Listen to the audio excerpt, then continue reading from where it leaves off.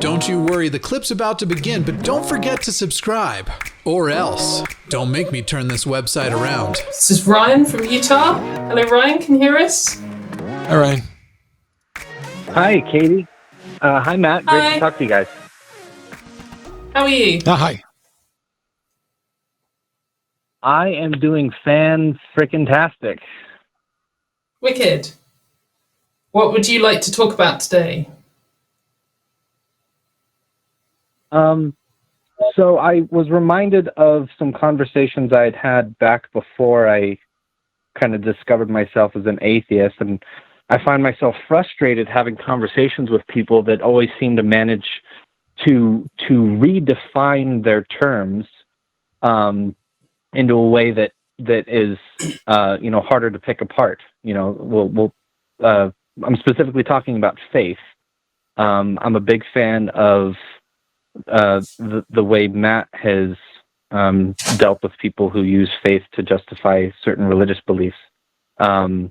Using faith to justify anything, and faith being an unreliable pathway to truth. But what I keep running into is people use a different definition where faith is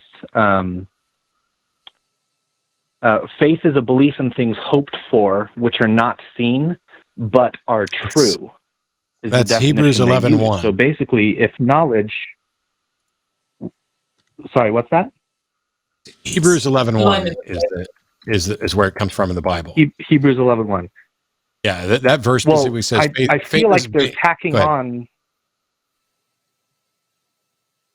No, go ahead. I haven't read the Bible recently, but from what I seem to think is that what they're tacking on is the which are true part at the end, or is that in the Bible? Yeah, that doesn't exist in the Bible, but it doesn't matter. What the Bible says, so faith is used in a number of different ways, and so this verse where it says faith is confidence in what we hope for and assurance about what we do not see. In some versions, it's translated as faith is the evidence, and yet when I debated like Blake Junta and others on this, they tend to use it as faith is just confidence. And so you need to ask if someone is believing as an exercise of faith, or if when they say they have faith, they just mean confidence. And if so, then what is the reason that they have confidence? Okay, so the way this guy would use it was basically if knowledge is justified true belief, then faith is true belief before it's been justified. How do you know if it's true or not? Right? I'd pay real money for somebody to call in and tell me that on any of the shows that I do. Like that is awful. That is an admission that you don't have justification. Yeah, it's literally saying I have no reason to think this.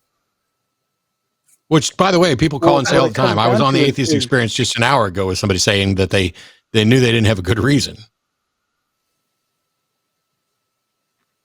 I think what they'll say, what this guy will say, and the other people I talk to who think of it in this way, is that faith is valid until the result has been borne out, and if the result bears out in a way that is favorable to them, then it was faith that they had. And if the result is borne out in a way that contradicts what their faith said, then they rewind and say, oh, that wasn't faith, that was just a mistake, or that was a delusion, or a misconception. They'll always backtrack and redefine faith.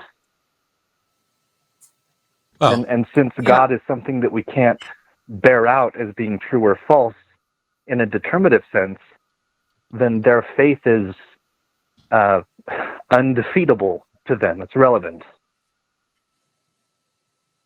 I think with, I guess maybe this is a slight detour, but when discussing things with people, debating things with people, and they start using slightly non-standard definitions for words to like sneak through things, what I often do is say, well, let's just get rid of this word that we're talking about and just try and get the meaning of what you're saying. And we could even give it a new label, but it stops us from saying faith and using faith in one context and using faith in another context and using faith in another context and merging them all together. And we're to say, well, you've got this concept of something which is like a confidence in something unseen, or however they want to describe it, and then just try and apply that to lots of different situations. Like, can you have a confidence in something you have no justification for? You know, some other thing, like, are you going to have confidence that you can call what number you're going to roll on the dice or something? Like, does that fit the same definition you're giving? Because they'll say, oh, that's not faith. And you're like, well, no, that's okay. We're not talking about faith anymore. We're talking about this concept which you've just outlined for us, which is not having a justification and having a hope and a confidence for something you don't have. And so if I say I'm going to roll a 4, does that fit that definition? And it does. And so we're saying, well, is that a sensible thing to do with rolling a dice? And it's obviously not. And then you've kind of separated out this ability they have of then using faith in another sense. And I'm completely in agreement with Katie, and I've said similar things before, that if the words are getting in the way, throw them out, define what you're talking about, make up a new word, which is how I came up with Fergal, Burgle, Minergal, Burgle. And you can make up whatever word is fun and you agree on. The thing is that you got to ask the right questions. And so if you ask somebody why, so you believe there's a God? Yes. Why do you believe there's a God? If they say, I just have faith, then they're using the word faith as the justification, which undermines the notion that it could be belief absent justification. So if you ask somebody why they believe something, they're going to give their reason, and it's either going to be a good reason or a bad reason. If they give their reason as faith, then they're using faith as a justification, and it can't be, because there's no position that I couldn't justify by faith. White people are better than black people. I'll take that on faith. Black people are better than white people. I'll take that on faith. Trans people are better than cis people. Well, that's just fucking true, but I'll take it on faith.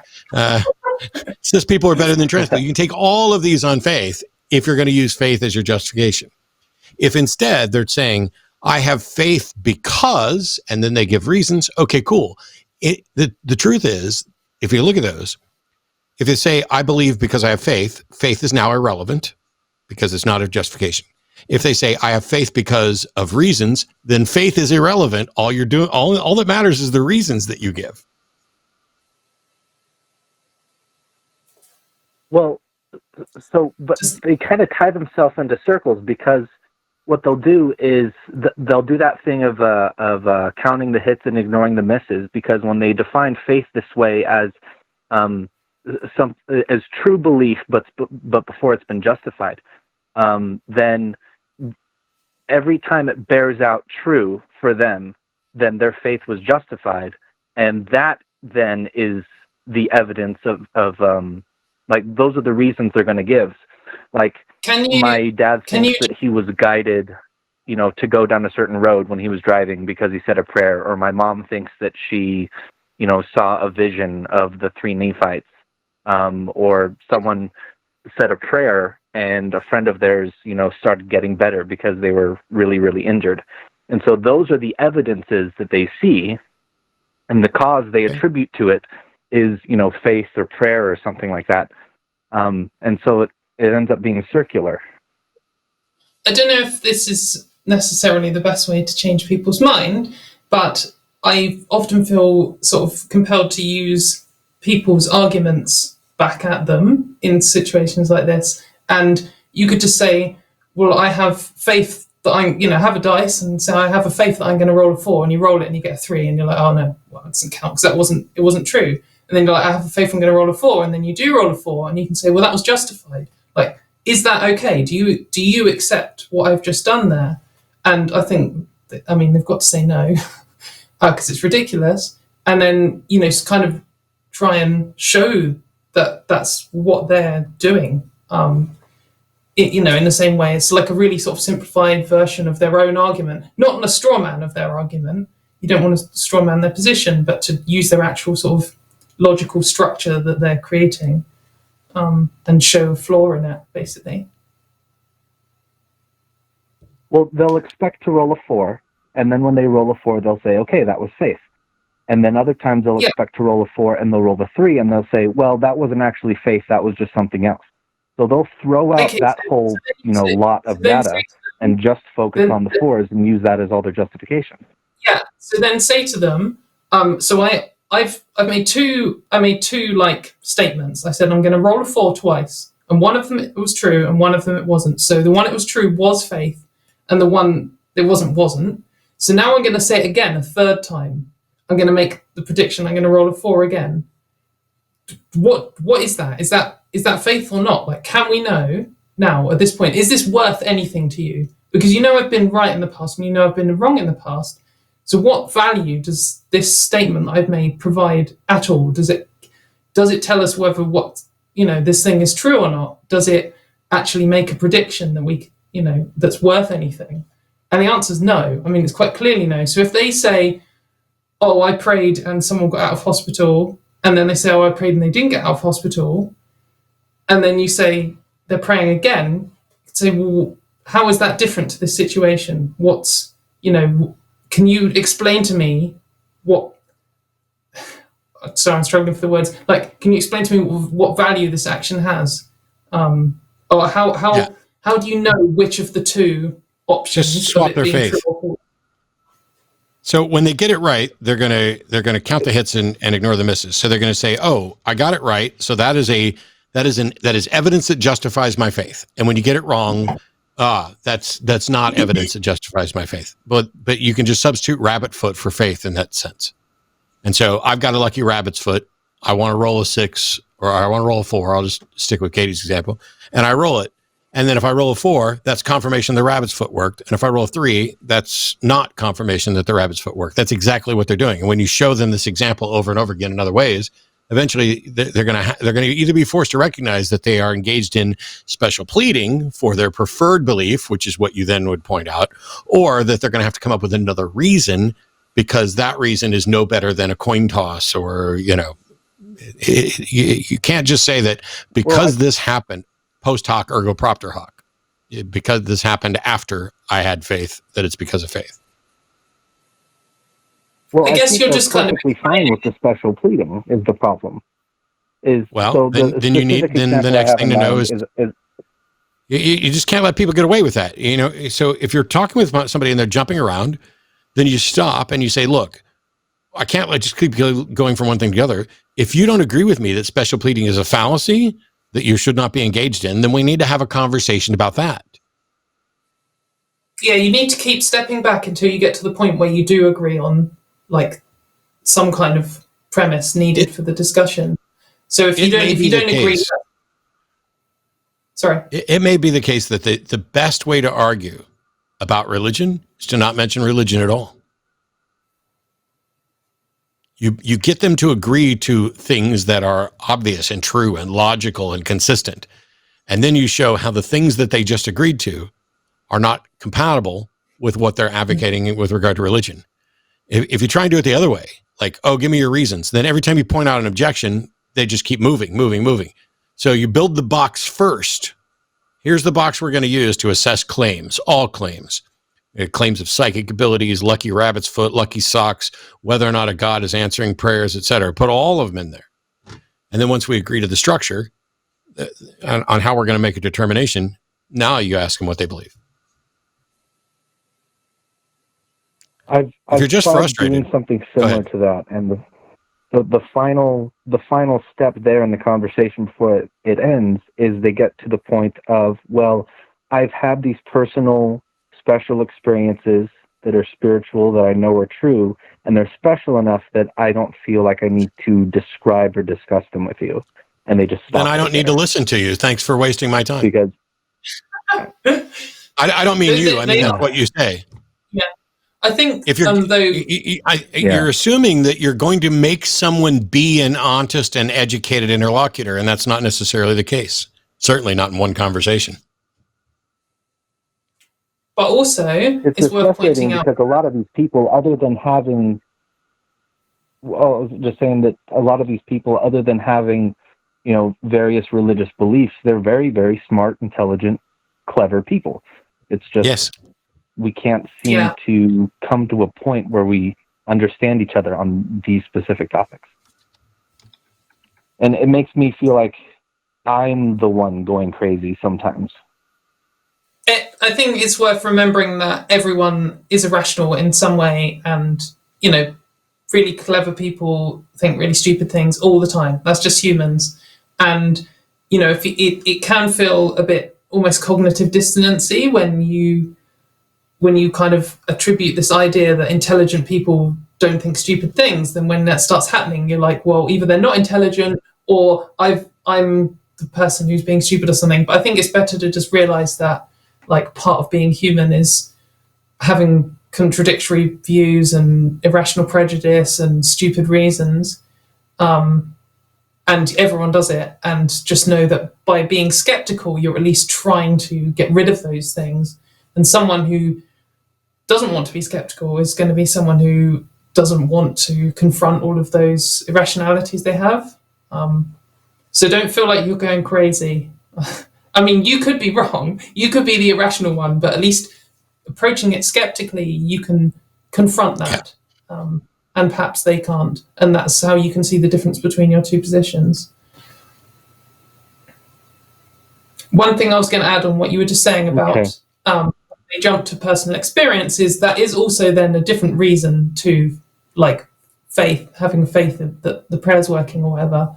You know, if you've met Jesus or whoever, then you're not having this, like, blind faith in something unseen. So there are two different reasons for believing in their religion. So it kind of feels like they're backing off once you've shown that their sort of faith position doesn't hold up, and they're like, well, I've had a personal experience. You're like, well, why isn't that your reason for, you know, holding your views? Like, that is a separate thing. I understand your frustration, Ryan, and I empathize because I've spent 15 years dealing with this over and over and over and over and over again. And the best advice I can give you is sometimes stick a pin in the conversation, come back to it another time if it's somebody you care to interact with a lot. Go off, think about things, let them think about things, come back. And if it's not somebody that you're going to have a bunch of conversations with, just realize that you don't have to convince everybody. And our brains work as pattern recognition machines in a way that I find curious. The first time we hear something, it's just weird, it's foreign. And the second time we hear something, it's, oh, I've heard of that before. And the third time we hear about something, now there's a pattern. And so maybe the people that you're having the most difficulty with are people who are hearing this for the first time and are still in roadblock mode. And then you give them time, and then you could be the second one to talk to them about it, or maybe somebody else does. And eventually it gets to, this is how you normalize just the notion of atheism, let alone, the position of atheism with people. Yeah, I think planting the seeds is quite important. Often, like particularly on Twitter, when I'm discussing with people about atheism or LGBT rights or anything, I go in thinking, I am not going to change this person's mind. That's just like a fact going. It does happen sometimes, but it's very rare. And if you set that as your goal, then you're going to get very frustrated. But if instead, if you look at it as two things, one, you're providing counter information, because without counter information, then the misinformation just is the only information. And secondly, you are planting seeds, and there will, I mean, in a one-on-one conversation, it can only be with the person you're talking to. But when it's a public conversation or with a group of people, sometimes you plant seeds and, you know, you give that first view to some people and you give that second view to someone else. And it's, you know, it all works over time. People take a long time to change their mind. Yeah, I've personally experienced that, you know, hearing the thing, you know, 1, 2, 3 times before it made sense. But this mostly has to do with, you know, my family that I can't really just write off. I mean, there's a couple of them that I've written off, but of my family, I'm the one non-believer so far. But I have hope that some of them, you know, might have a path of, you know, maneuvering out of it. And I'm just trying to formulate the best strategy to get there and trying to learn the conversational skills and, you know, the different tactics, watching a lot of Anthony Magnabosco and street epistemology and things like that. Yeah, I think watching watching how other people do it is a good idea. I think when it's with family, or close friends, it's worth just knowing that you kind of do have a long time. This isn't just a one-off argument on Twitter.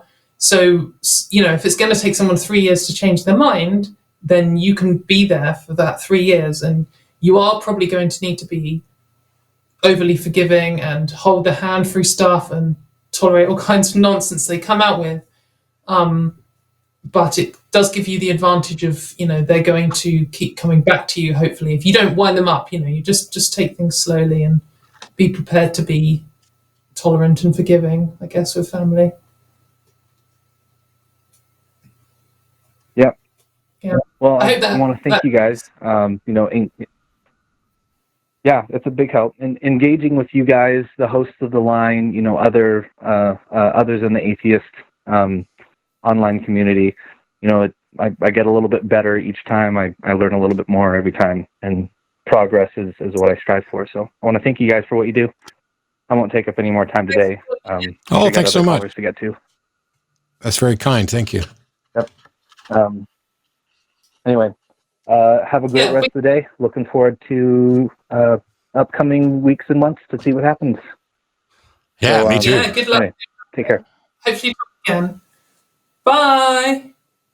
Hey, bye. Hey, thanks for checking out this clip for The Line. While you're here, hit that like button, hit subscribe, turn on notifications, and then share this with that bitter uncle of yours who loves talking about the good old days.